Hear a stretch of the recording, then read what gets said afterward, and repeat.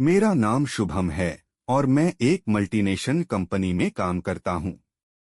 मेरी उम्र 28 है और मेरी पत्नी मानसी 27 साल की है, एक खूबसूरत, आत्मविश्वासी और आकर्षक महिला।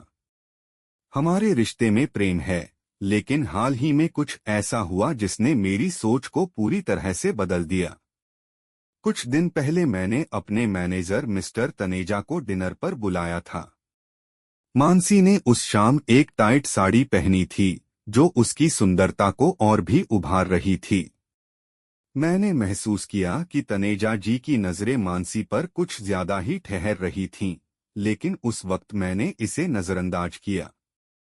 हफ्ते भर बाद ऑफिस में मुझे प्रमोशन का लेटर मिला। तनेजा जी ने मुस्कुराकर बधाई दी और मजाक में कहा कि अब एक खास पार्टी बनती है। मैंने घर आकर ये खुशखबरी मानसी को सुनाई और हमने मिलकर शनिवार को एक छोटी सी पार्टी रखने का फैसला किया।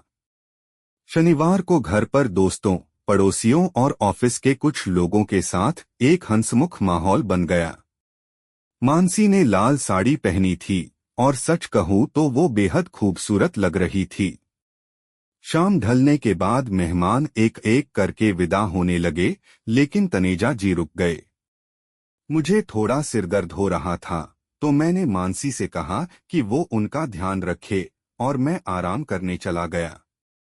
थोड़ी देर बाद मेरी नींद खुली तो मैंने देखा कि मानसी कमरे में नहीं है। जब मैंने देखा कि गेस्ट रूम की लाइट जल रही है, तो मैं बिना आवाज किए वहां पहुंचा। अंदर से हंसी और धीमी बातें सुनाई दे रही थीं। मैंने दरवाजे के पास खड़े होकर सुना, मानसी और तनेजा जी शराब के गिलास के साथ कुछ बातें कर रहे थे। मुझे यह जानकर आश्चर्य हुआ कि मानसी, जो आमतौर पर ड्रिंक नहीं करती, आज उनके साथ जाम बांट रही थी।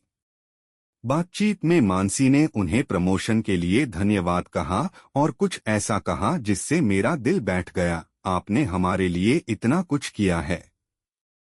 अगर मैं आपको एक खास पल दे सकूं तो शायद वो मेरी तरफ से सच्चा धन्यवाद होगा। उसके बाद दोनों ने म्यूजिक ऑन किया और एक दूसरे के करीब डांस करने लगे।